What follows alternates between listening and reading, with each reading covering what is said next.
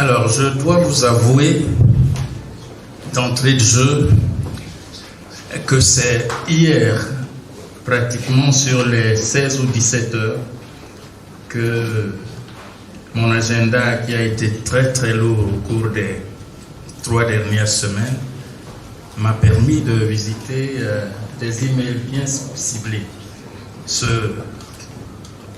concernant cette réunion. Et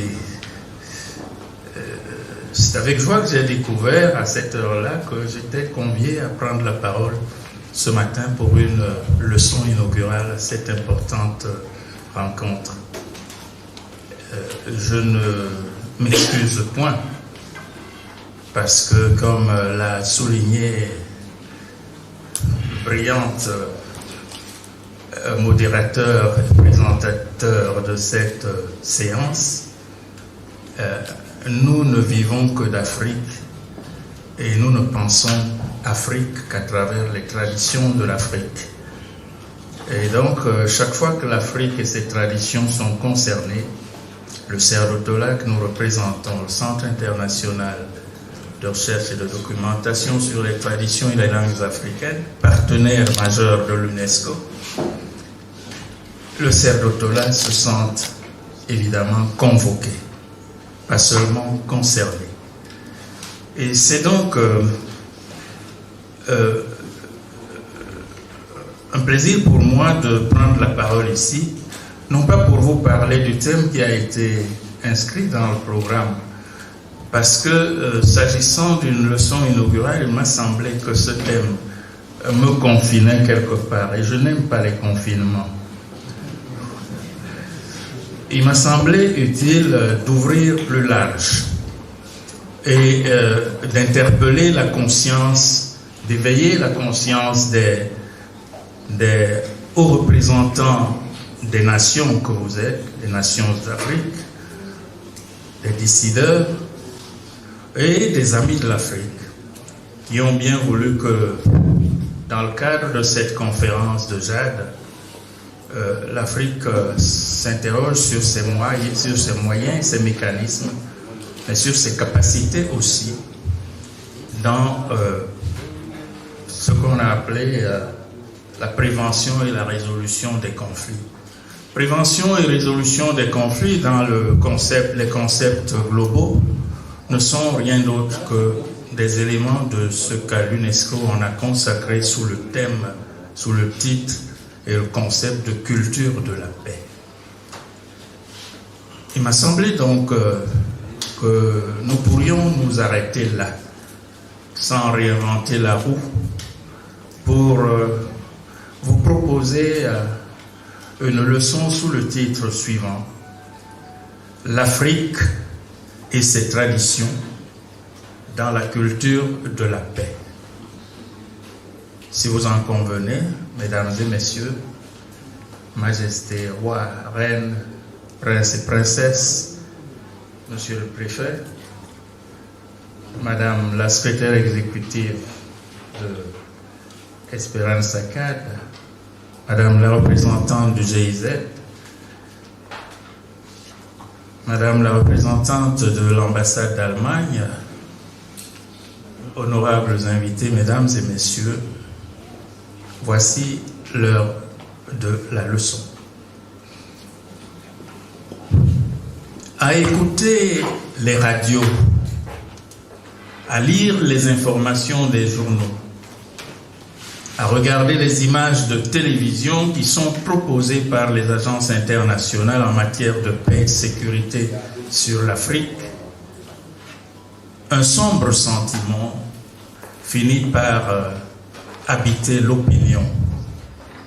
Ce sentiment, ce serait que l'Afrique ne serait qu'une terre de conflit, de violence et de guerre.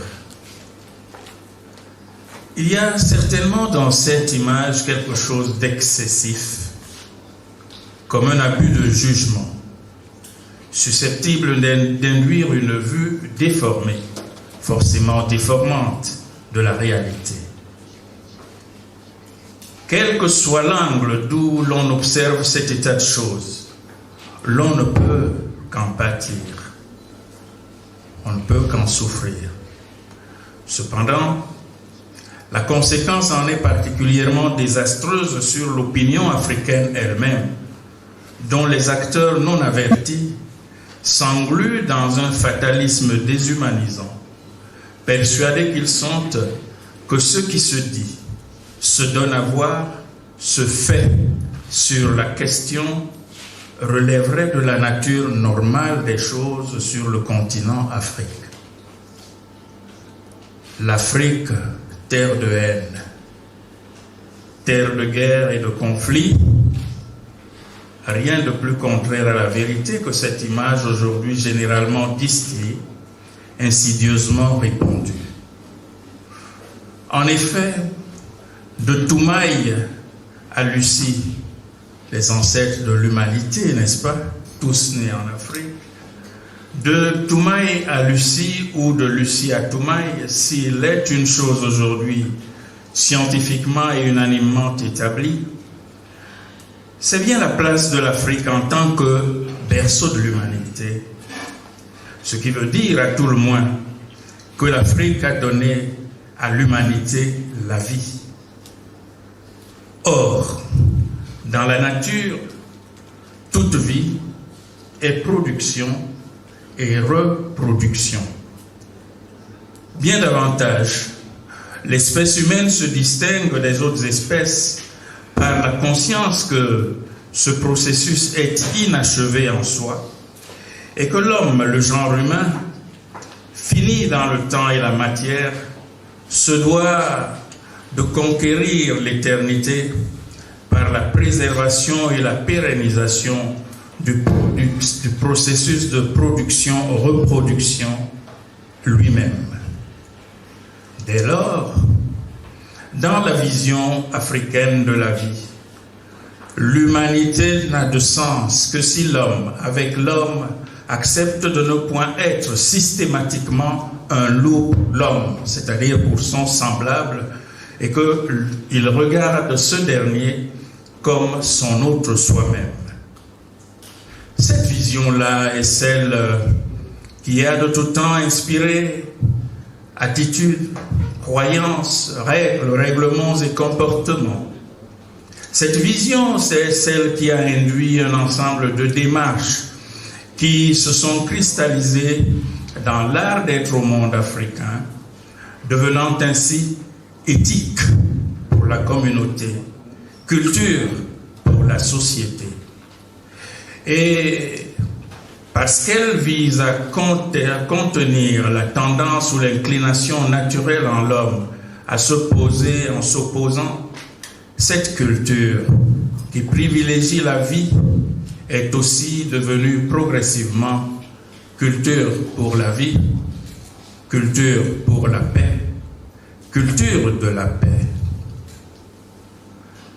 La question est donc moins de chercher à savoir si l'Afrique, berceau de la vie, a contribué à la paix, condition pour la pérennisation de la vie, que de savoir comment on n'a pas pensé à tenir davantage compte de la contribution toute évidente de la culture africaine, culture de la vie, à la culture universelle de la paix. Ainsi qu'en paix, l'Afrique éternelle, en tant qu'Afrique de paix, source de vie. La seconde question qui interpelle est celle de la nature et de l'origine des conflits dans l'Afrique contemporaine. D'où vient que sur un espace territorial, absent de toute course sérieuse aux armements, en la terre même de ceux, disait Aimé Césaire, en la terre même de ceux qui n'ont inventé ni le canon ni la poudre, tonnent si fort et si régulièrement et si massivement les canons. Qu'est-ce donc qui explique une telle prolifération de troubles et de conflits en Afrique, singulièrement en Afrique post-coloniale? Ne nous trompons pas sur les conflits de subsistance qui peuvent surgir ou qui ont surgi ça et là à travers le continent. Ne nous arrêtons pas sur les abus inacceptables liés à certains de ces conflits de domesticité et à leurs conséquences déshumanisantes, en tout cas dégradantes. Ne nous embarrassons pas, cependant, pour dire que d'une manière générale, l'existence des grands conflits qui dévastent la terre d'Afrique souvent prend sa source dans la supposition ou la juxtaposition artificielle de systèmes culturels fondamentalement étrangers les uns aux autres, sans étude de compatibilité ni concertation préalable entre ceux qui prennent sur eux, par raccourci intellectuel ou souci ou sous les ordres, et les acteurs chargés d'assurer leur application sur des populations jamais consultées. Au bout de la démarche, un profond malentendu culturel, voilà qui gouverne les rapports de la nouvelle société africaine à la question de la paix. Étrangers à une culture dominante qui les régit, menés comme du bétail de service par les forces dans lesquelles la culture traditionnelle n'a que du mal à s'identifier, les peuples d'Afrique avancent ainsi désincarnés, plus victimes qu'acteurs sur les chemins de la vie, intimement exclus de la construction de la paix. Parmi ces éléments culturels de service, l'on peut citer avantageusement en exemple le système juridique romain, rénové en son temps et en d'autres lieux pour les besoins de la cause napoléonienne, adapté de ça de là à travers la vieille Europe. N'est-ce pas ce système qui, un jour, singulièrement depuis une soixantaine d'années, s'est imposé aux États africains naissants pour orienter, diriger, réguler, régenter la gouvernance de la diverse humanité d'Afrique? Faisons observer ici, mesdames et messieurs, que des Africains sont devenus, depuis lors, de véritables gardes-chiourmes de ces systèmes bâtards.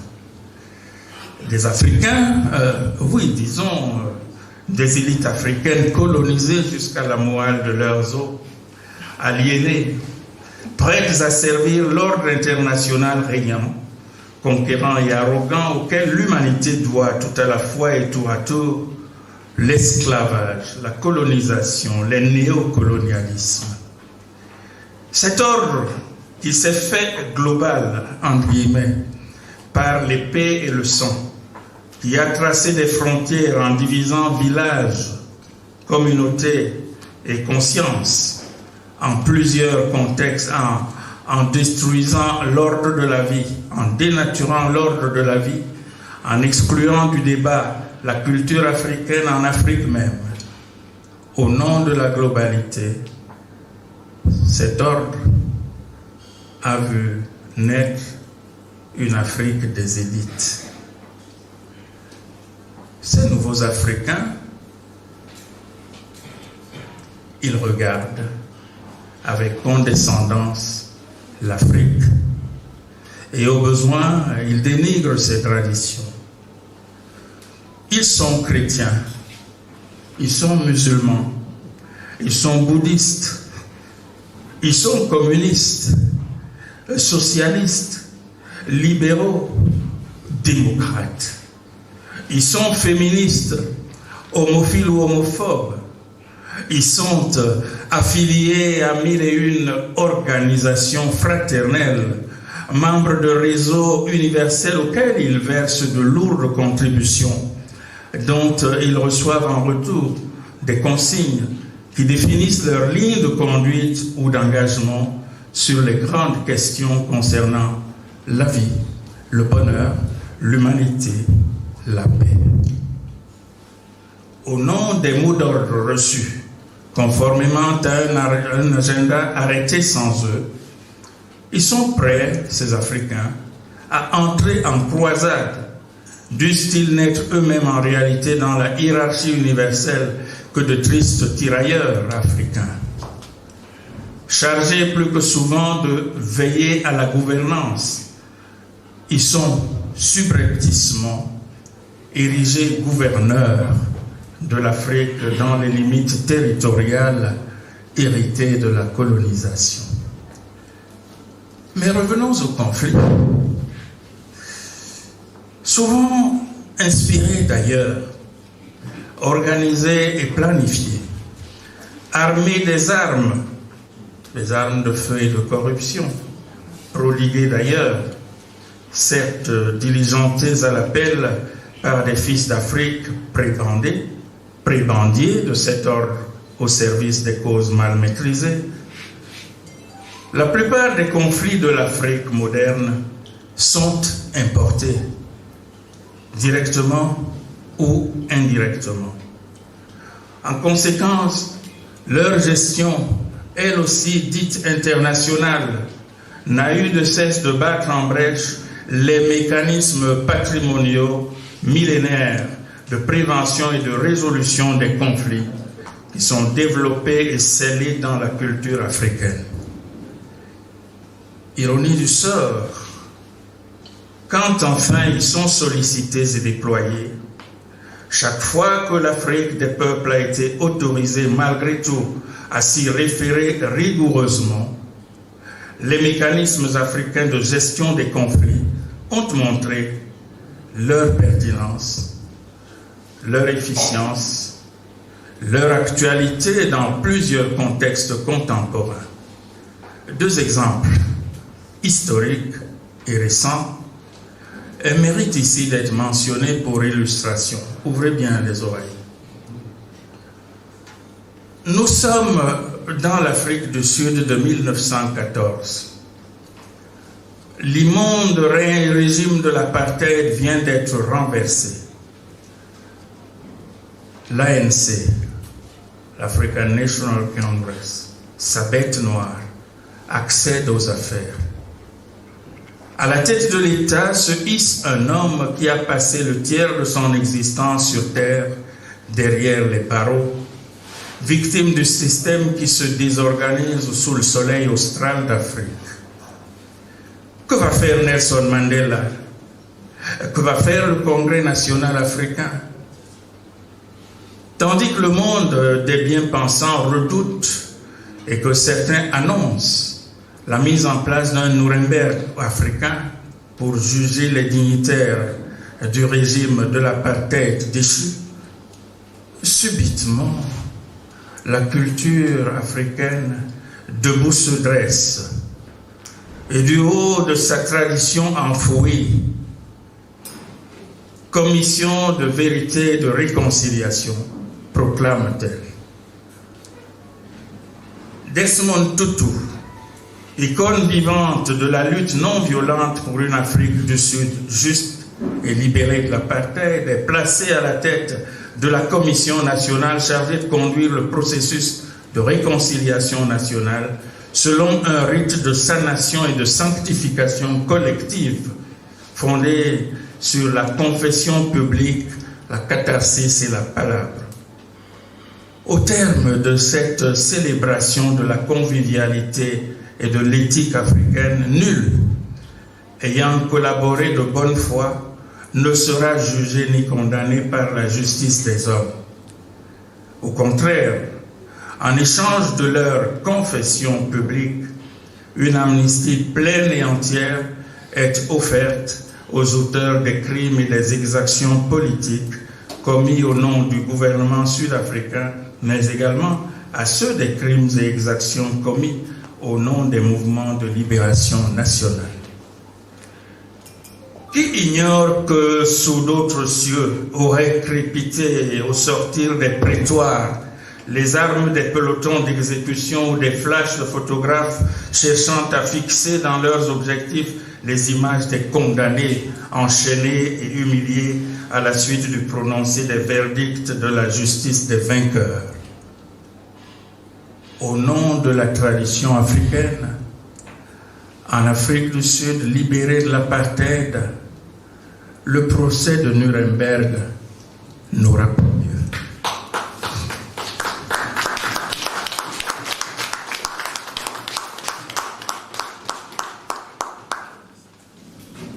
Autre lieu, autre conflit.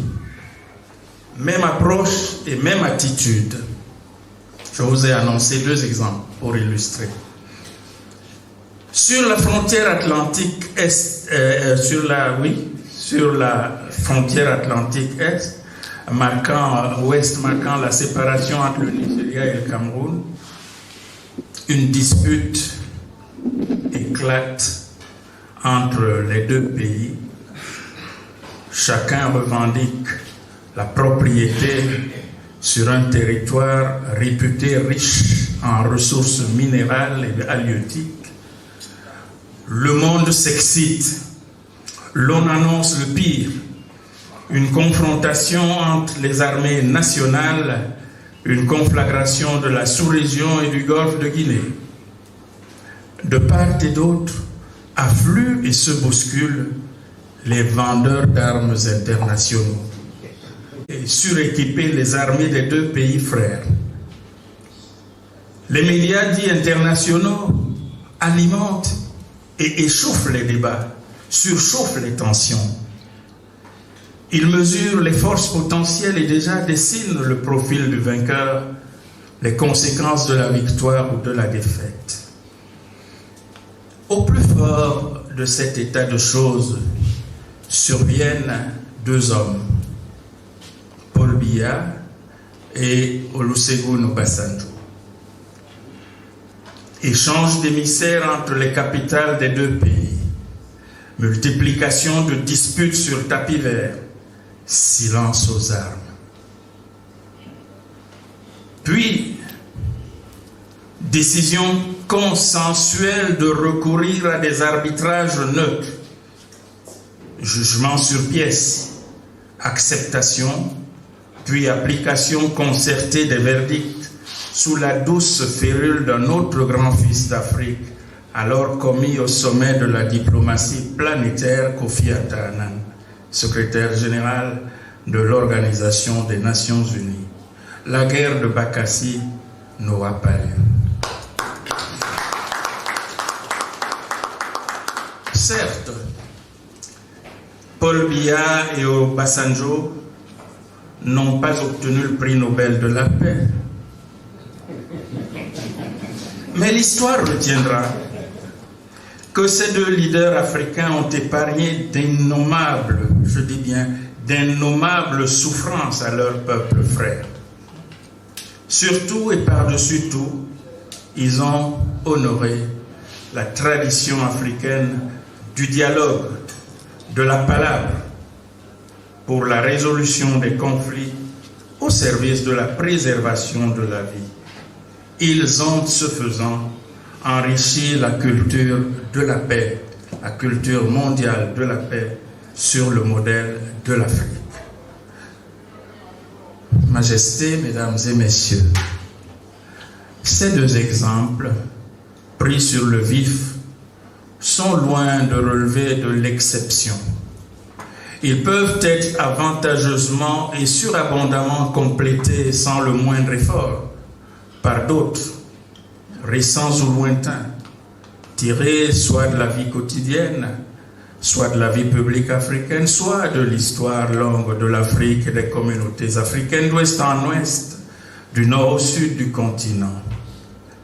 Ces exemples illustrent, en tout cas, de manière concrète, l'idée que la tradition africaine recèle un réservoir d'éthique, de dispositions comportementales, de paroles garantissant les valeurs d'équilibre et d'harmonisation sociale qui soulignent la capacité de la société traditionnelle à faire triompher en toutes circonstances le dialogue pour la paix. Ces valeurs sont assurément constitutives d'une culture préventive et réparatrice, susceptible d'être sollicitée soit avant tout conflit circonscrit, soit quand le conflit n'a pu être évité en aval, pour en extraire les conséquences, en minimiser l'impact sur la durée. Sous un angle plus théorique, la contribution de la culture africaine au dialogue et à la réconciliation, qui va bien au-delà de ce qui est appelé justice transitionnelle, puise sa source dans le riche patrimoine de l'oralité d'antan, dont les mythes, les contes, les récits, les devinettes, les proverbes, etc., irriguent toujours la pensée de l'Afrique silencieuse, vivante, celle qui ne peut être durablement prise en otage par les quelques élites politiques qui sèment la turbulence et la désolation à travers le continent au mépris de leur peuple.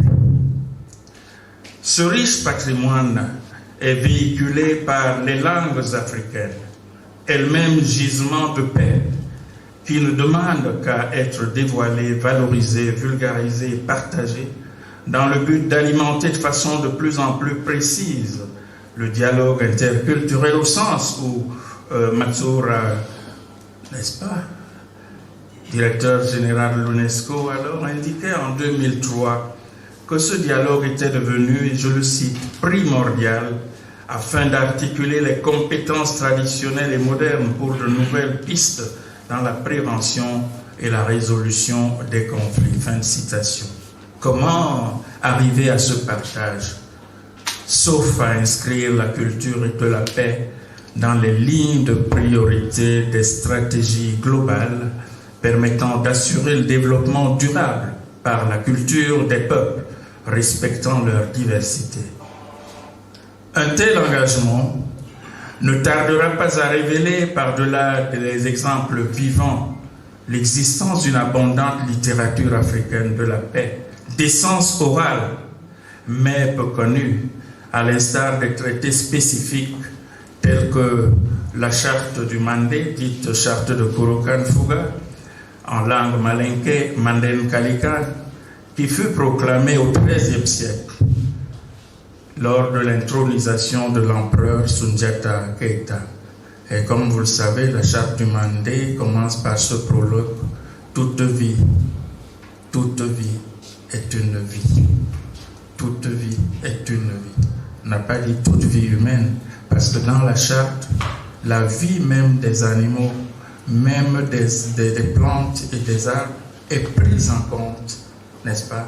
Eh bien, 12 siècles avant, les questions d'écologie, les mouvements, les conférences que vous savez, hein, n'est-ce pas, qui semblent découvrir le monde et donner des leçons.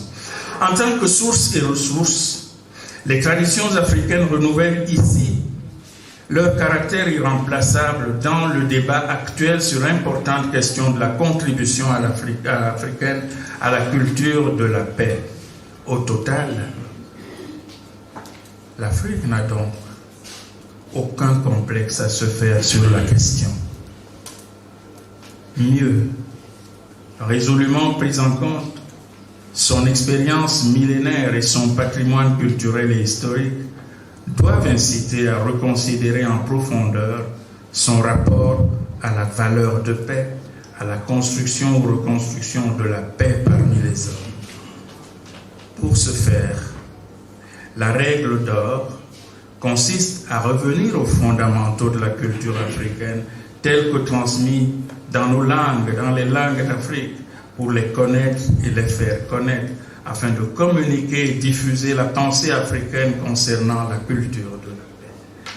C'est le rôle tout à la fois de la recherche, de l'éducation et de la communication. Les hommes et les femmes de l'Afrique, souvent désespérés, prostrés et culpabilisés devant l'ampleur des situations de conflit auxquelles ils sont confrontés, doivent être amenés à déconsidérer l'absence de paix. Il faut les remettre debout en leur proposant de puiser au fond de leur culture, de leur vécu patrimonial, des raisons de savoir que l'absence de paix ne fut jamais fatalité. Il convient de réapprendre à la jeunesse d'Afrique que la culture africaine n'a jamais reposé sur le paradigme impérialiste résumé dans la formule « qui veut la paix prépare la guerre ». Le paradigme africain opposable à ce modèle réside au contraire dans la formule « qui veut la paix, prépare la paix ». Source de dialogue, fondement de la palabre agissante, creuset du respect de la vie dans la personne d'autrui. Jamais dans son histoire, l'Afrique n'a imaginé, ni inventé, ni mis en service des armes de destruction massive. Les civilisations qu'elle a offertes au monde, tout en restant exposées aux aléas de la complexité ondoyante ou imprévisible des hommes, sont des civilisations de convivialité humaine, non point sanctifiantes mais sacralisantes, non d'exclusion mais d'inclusion, non de réduction mais d'élévation. Ce sont ces valeurs-là que les acteurs engagés dans le développement de la culture de la paix se doivent de mettre en exergue afin que leur soit conférée l'actualité nécessaire en vue de les élever au rang de valeurs de référence, de les rendre utilisables et compétitives pour en tirer les arguments de nature à décomplexer l'homme africain nouveau, réconcilié avec les doutes ataviques sur son patrimoine culturel, réconcilié avec son histoire avilie et avilissante, toujours tributaire de l'esclavage et de la colonisation. L'homme africain, décomplexé dans sa relation à l'Afrique et à la culture de la paix, sera alors un acteur, une ressource vivante pour la culture de la paix, un apôtre de la paix. À construire cet homme dans la jeunesse africaine, tel est aujourd'hui le défi. Je crois que c'est, me semble-t-il, la raison d'être de cette rencontre. Ce défi ne sera relevé que par le concours systématique, méthodique des autorités traditionnelles. Pourquoi? Et parce que ce sont les ressources culturelles qui permettent de développer le vivre en partage. À cet effet, s'il est vrai que la paix et la réconciliation ne peuvent être durables que si elles reposent sur un projet commun aux parties antérieurement en conflit, la culture y apportera une valeur ajoutée irremplaçable comme source et ressource de prospérité, de cohésion et de construction nationale qui doit à ce titre être exploitée de façon optimale. C'est dans cette perspective que le CERDO-TOLA a accepté d'inscrire dans son mandat d'accompagner la visibilité et la consolidation des organisations des autorités traditionnelles en tant qu'organisation de préservation, de promotion et de valorisation de l'héritage culturel des peuples du continent, de promotion comme telles. Ces organisations constituent le socle stable et protecteur de nos cultures et traditions, surtout lorsque la matière considérée est la réconciliation, la promotion de la paix, la construction du vivre ensemble à travers l'immense éventail des mécanismes endogènes éprouvés et très avancés dont les dépositaires de l'héritage commun sont les garants naturels. Les États peuvent toujours signer des accords, adhérer à toutes les conventions ou plateformes internationales que propose la globalisation pour la culture de la paix. Toutefois,